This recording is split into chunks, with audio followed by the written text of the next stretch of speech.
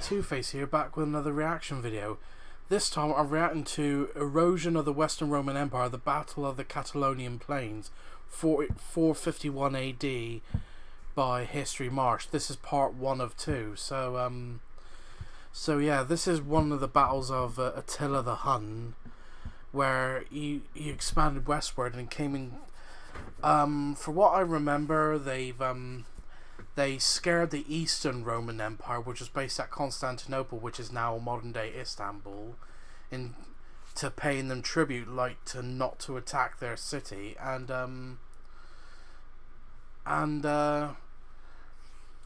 they came, and they eventually end up going against the Western Roman lands, and one of the main reasons Attila targeted the Western Empire at Rome was because he had a letter from the emperor's, I think it's believed the emperor's sister, I think, called Honoria, which was a letter asking to marry him. So basically the Huns were tearing through Europe, parts of the Western Roman Empire, and then at the Catalaunian Plains, which I think is in France, if I remember rightly. I could be wrong. They went against the army of General. I'm not sure which is the correct pronunciation, if it's Aetius or Aetius. There's always been a bit of a mix-up about the pronunciation of the Roman general's name, if it's Aetius or Aetius. So I'm gonna say Aetius, just because, just in case. And the Huns weren't on their own. They had allies like Ostrogoths and Scythians, and I think the Romans allied mostly with the Visigoths on this one. And I think there was a story about where Attila's the Huns shamans, they looked at parts of the dirt in the area and the color of sheep bones, and they prophesied that the Huns would be defeated at the Catalaunian Plains, but the general on the opposing army would be killed. So Attila thought this a fair trade.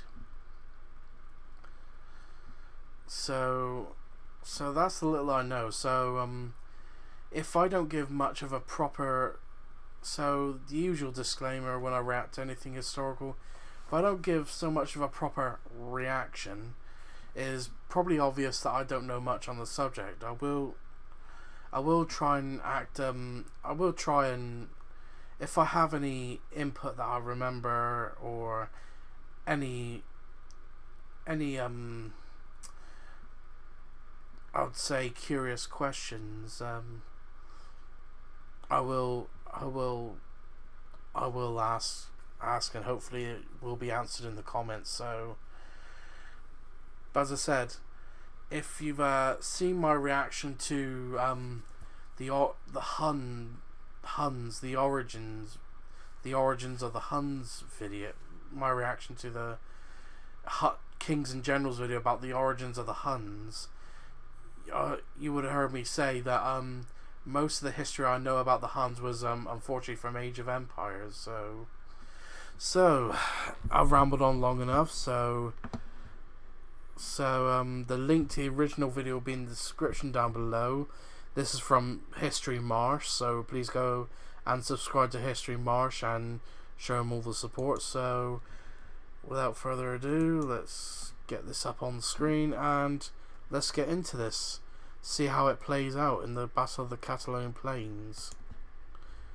Sometimes I've known it as the Catalaunian Fields, but for this I'll call it by a name, the Plains.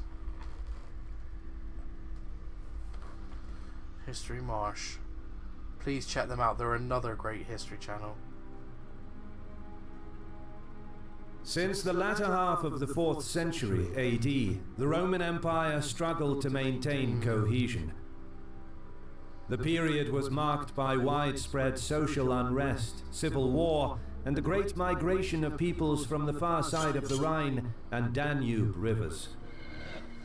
Pushed west by nomads from the Asian steppe, countless Germanic war bands and tribes, each numbering 10 to 20,000 people, flooded across the border. Wow. Some sought refuge, others plunder. In the west, little could be done to stop the encroachment on Roman territory. The government was sacked by over a century of economic fragmentation that erased major political, cultural, and economic forces which held the empire together. This gradual process of poor economic policies in turn weakened the military, reducing the imperial army to a pale shadow of its former self. In addition, the crisis led to the harsh taxation of the poor, tying the populace to the lands of the... Yeah, it did say that, I'm pretty sure I heard it, that this is, it has been stated that this was not the Rome of Caesar, but a Roman Empire, both weakened by corruption and constant warfare. So basically at this time, not sure about the Eastern Empire, but the Western Empire was definitely a shell. Well, let's just say that the entire Roman Empire at this point was a shell of its former self. The wealthy. Such was the burden on the people that many found it better to rebel and become outlaws or sell themselves into enslavement. As a result, when the pressure along the border became too great, Rome lacked the resources to defeat its old enemies, leading to a complete collapse of the frontier system. The province of Britain was lost, most of Gaul was overrun, while new kingdoms in Hispania and northern Africa defied the empire. After decades of steady disintegration, Rome was on its last legs.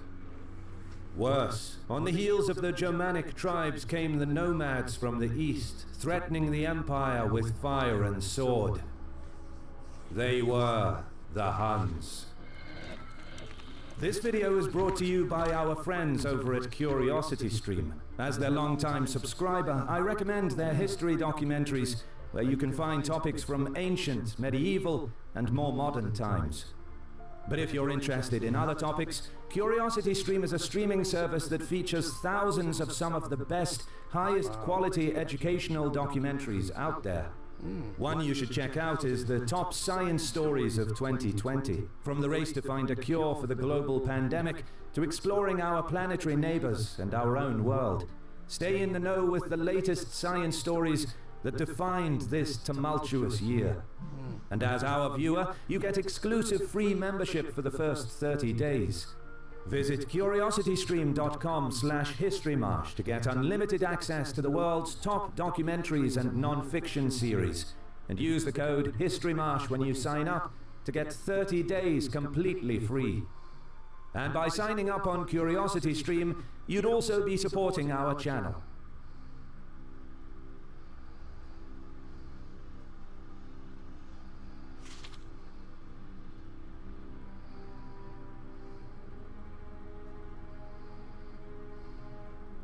It is the year 423 AD. The Hunnic domain stretches from the river Rhine to the Pontic steppe. Over the years, these nomadic warriors left a trail of untold destruction that reduced countless cities and regions to ruins.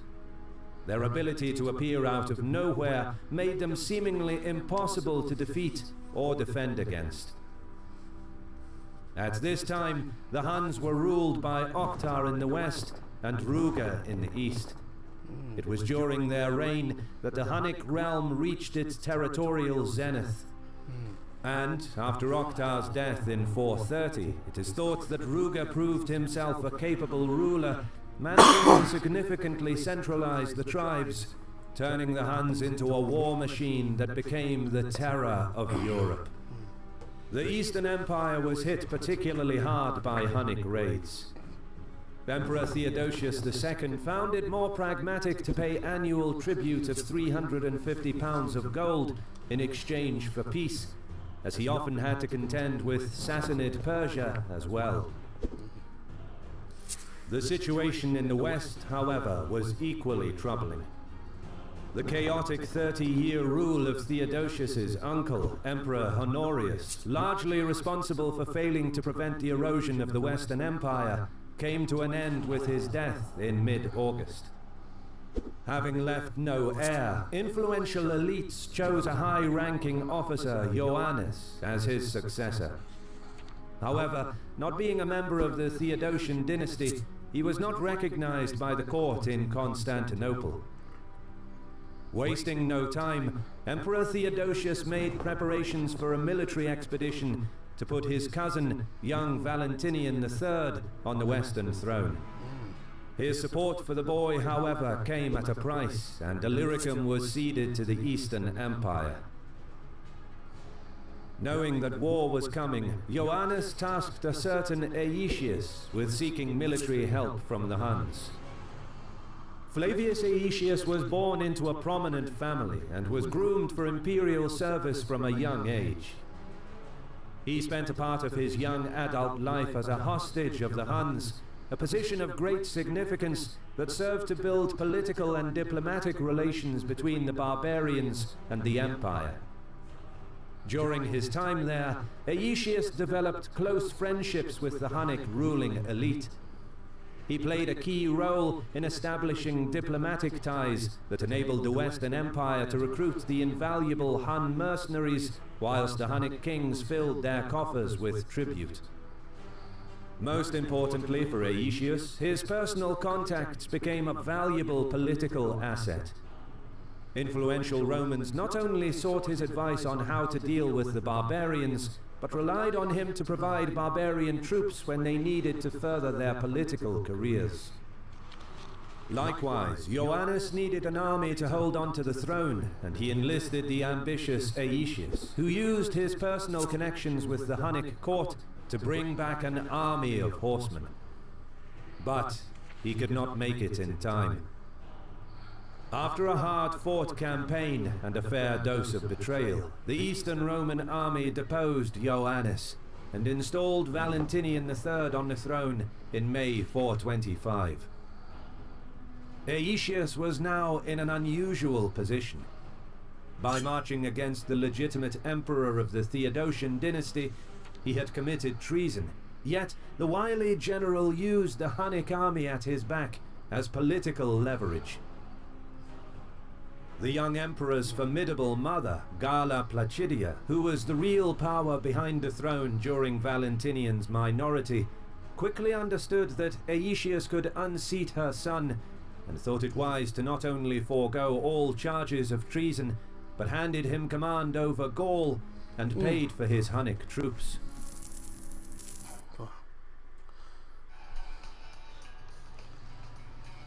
Jess, welcome to your moneyverse.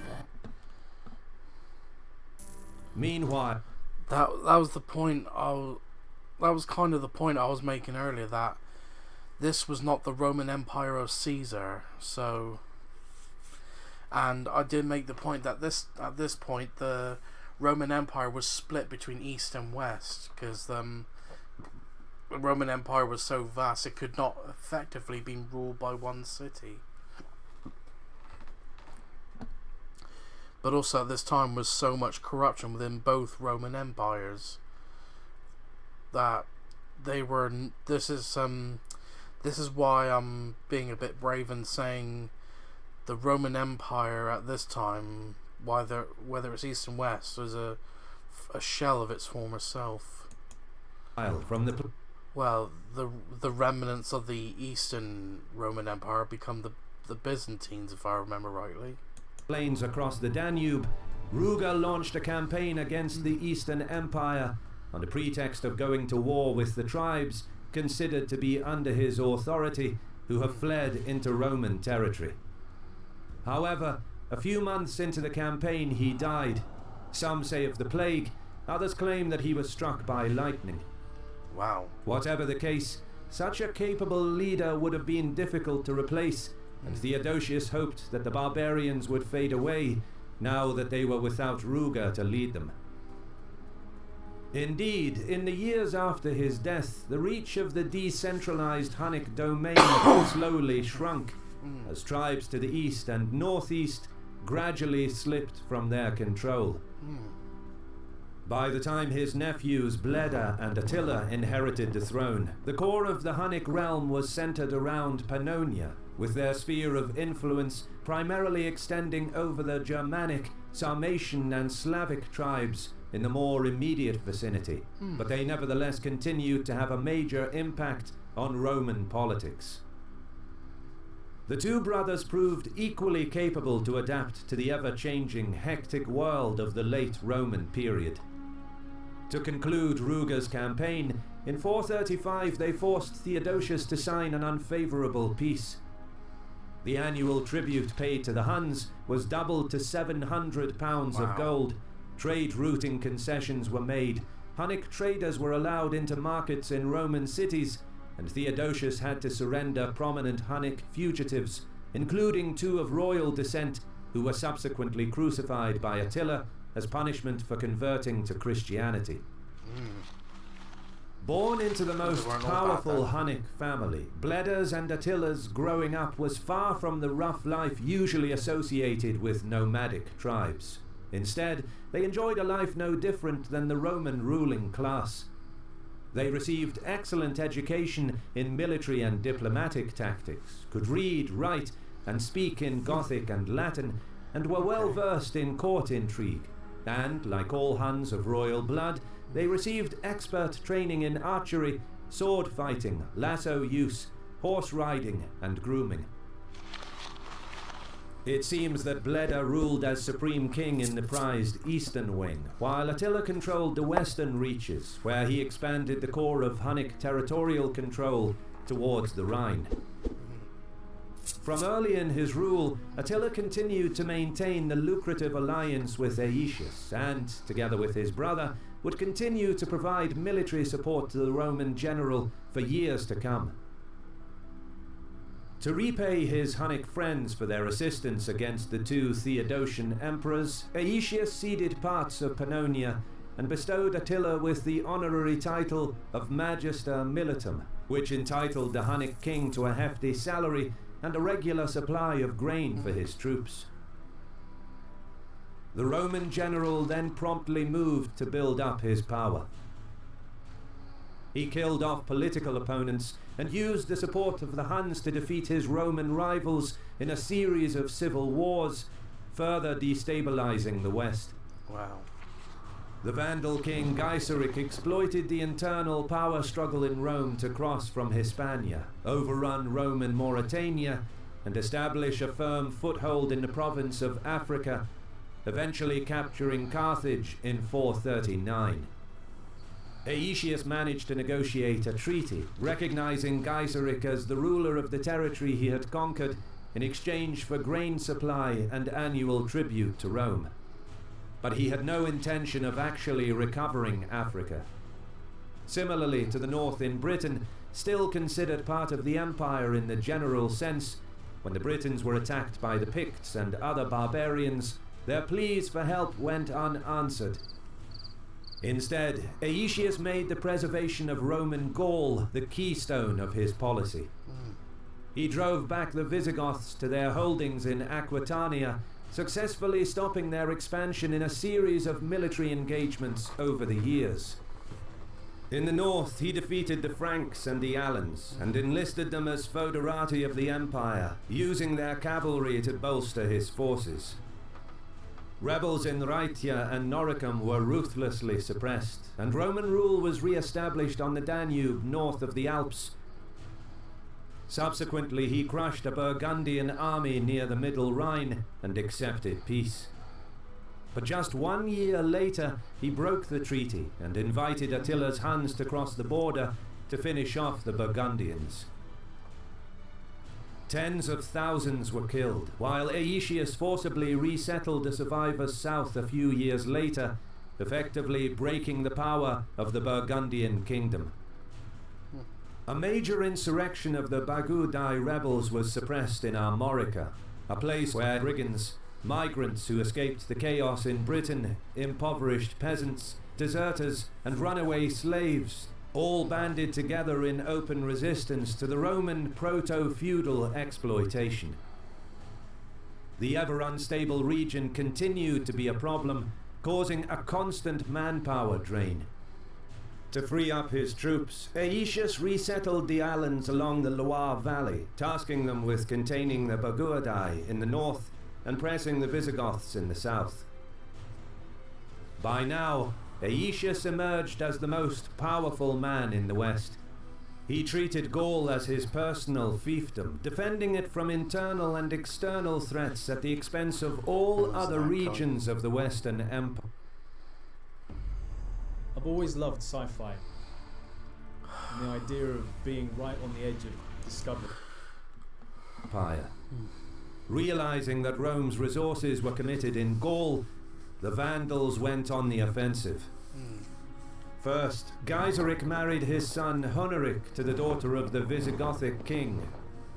Not only could such an alliance overpower the Western Empire, but the grain supply and trade revenue from Africa were cut off.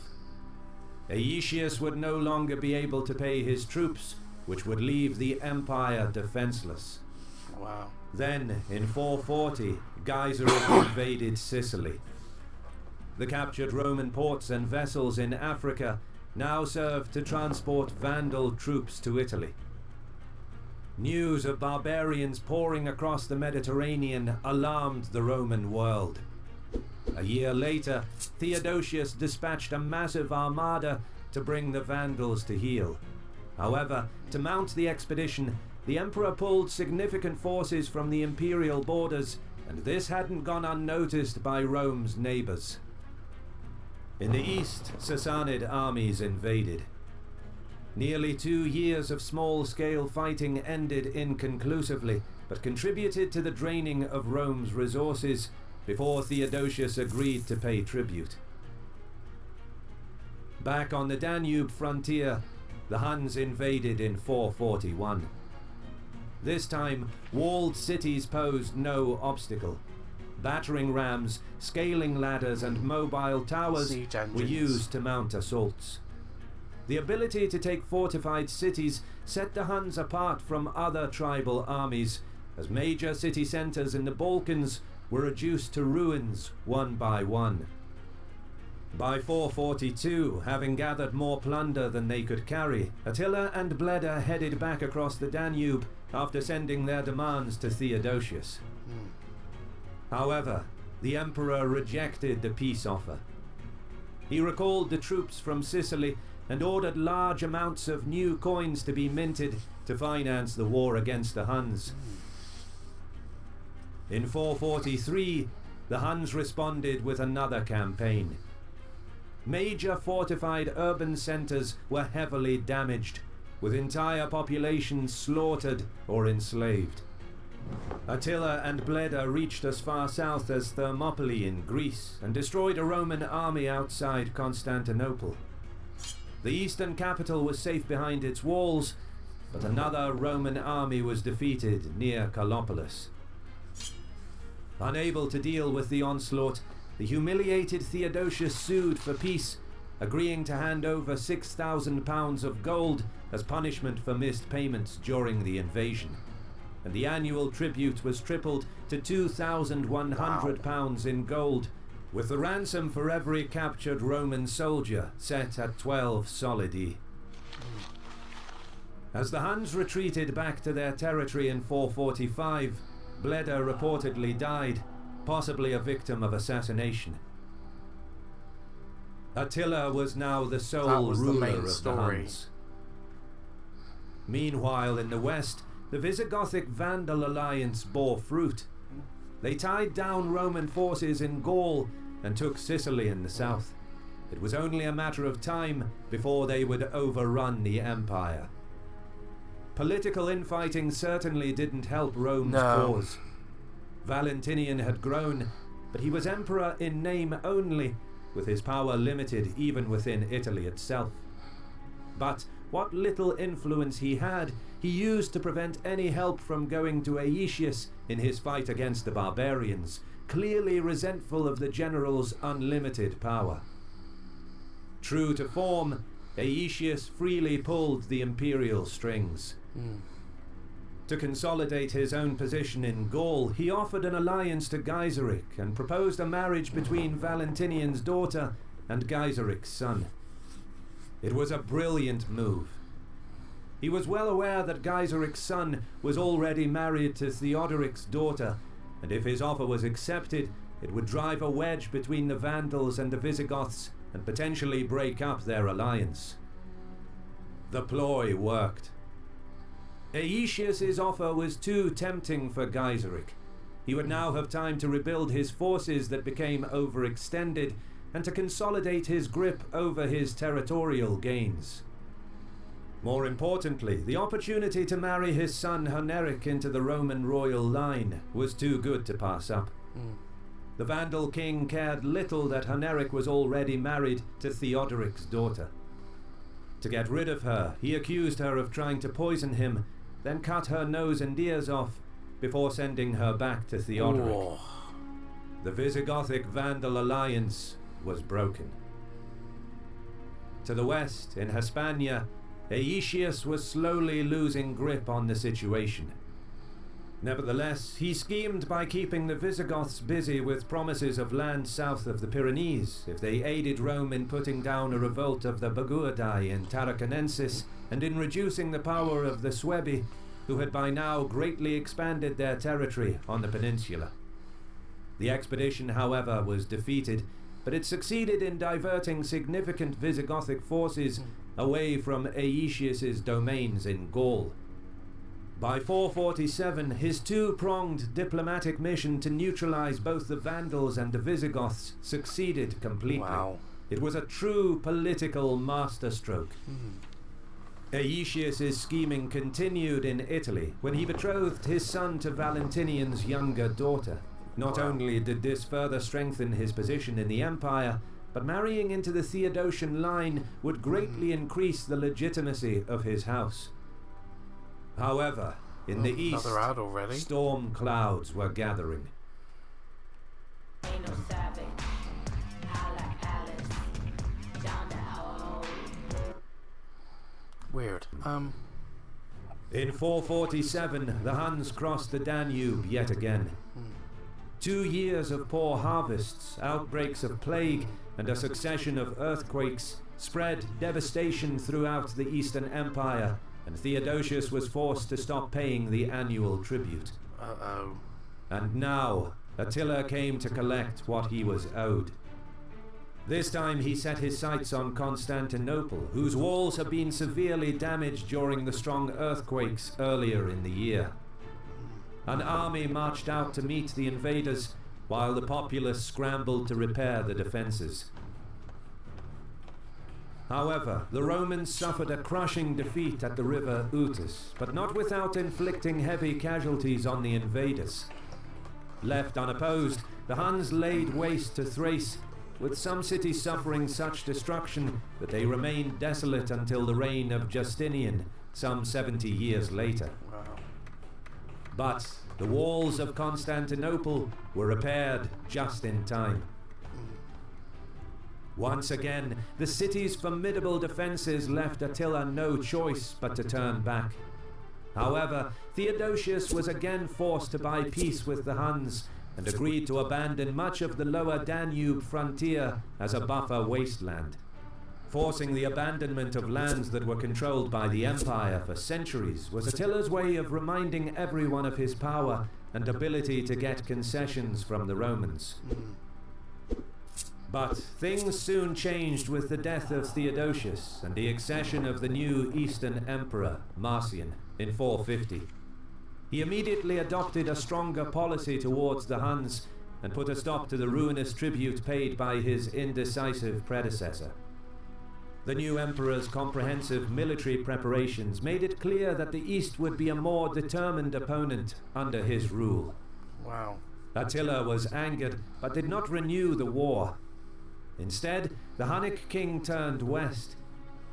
He forbade the Hun mercenaries from serving Rome and began preparing for a confrontation with his childhood friend and ally.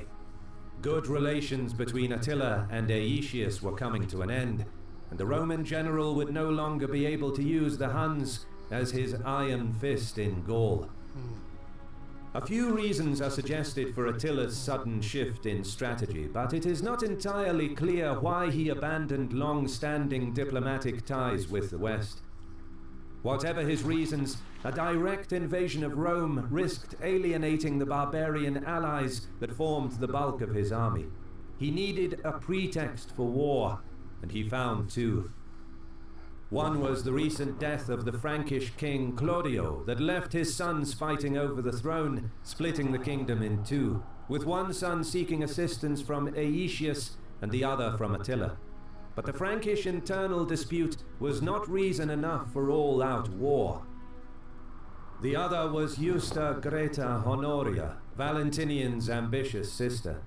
She schemed to assassinate the emperor and seize power, but the plot was uncovered, and she was forcibly married to a senator loyal to the emperor who could keep an eye on her.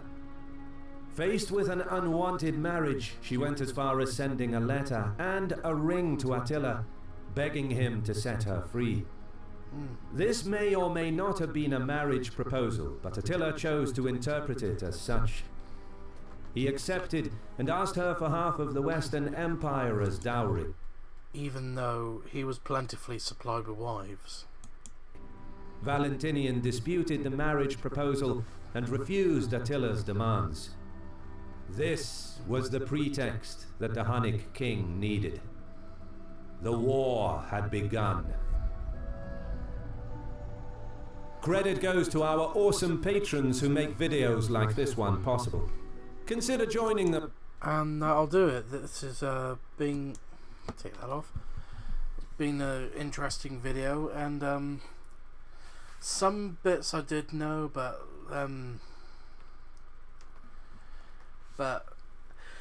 as I said, most of the knowledge I know about the Huns were from Age of Empires, so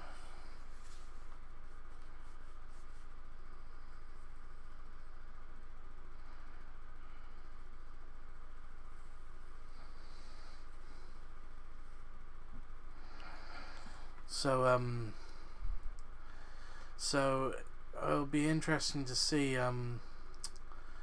how the actual battle will play out, because as I said before the reaction, that Attila's shamans and witch doctors analysed dirt and look at the colour of sheep bones, and saying that the Huns would meet defeat on the Catalaunian fields or plains, or whatever you want to call them, but the opposing army would be killed. So anyway, this has been an interesting video. If you like this reaction, please like, comment and subscribe, and I'll see you next.